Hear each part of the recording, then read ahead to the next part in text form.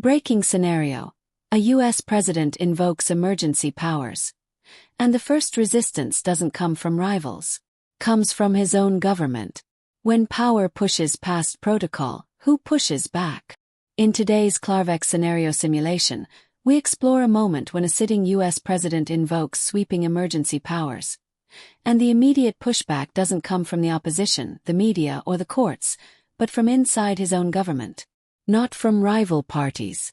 Not from cable news. But from the very institutions expected to carry out executive directives. The scenario asks a serious structural question.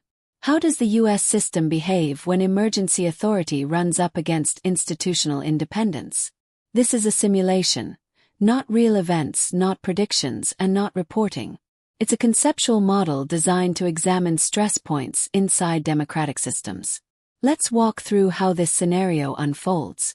In the simulation, the fictional president declares a national emergency tied to an overseas energy disruption. The official justification inside the scenario is national security and energy stability.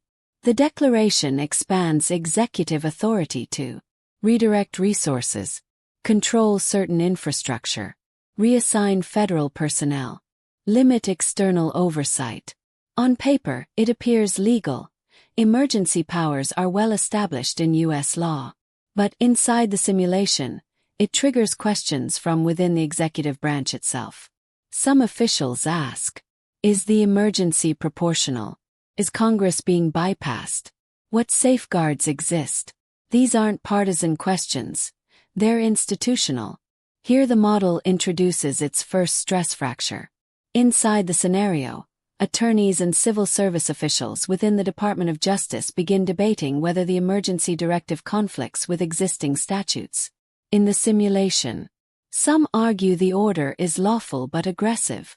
Others argue the scope exceeds legislative intent. A minority quietly consider resignation. None of this is framed as scandal. It is portrayed as constitutional friction. The key point the model demonstrates is emergency powers force institutions to define their boundaries. Next, the scenario model's procedural breakdowns. Oversight offices request documentation related to the emergency powers.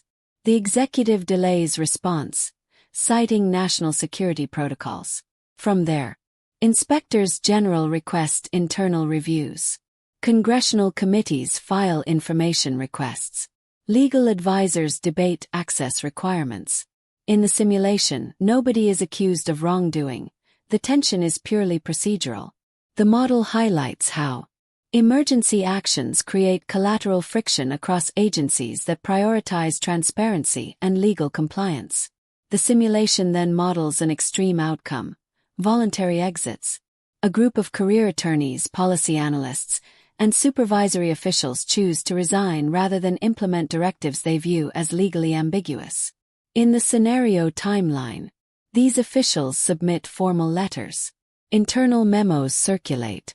Departmental vacancies emerge. It's not portrayed as rebellion. It's portrayed as institutional resistance through non-cooperation. And importantly, the model shows that democratic systems don't shut down during conflict. They fragment. Simultaneously, the scenario introduces a media layer. Inside the model, supporters frame the resignations as obstruction.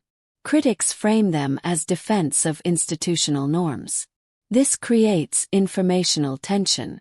Citizens are forced to interpret conflicting narratives. Systems depend on shared facts to function. Polarization amplifies uncertainty. The simulation demonstrates how emergency powers plus ambiguity equals fertile ground for narrative warfare. At this stage, the simulation maps practical impacts. For governance, policy stalls due to legal ambiguity. Compliance slows inside agencies. Decision-making becomes reactive.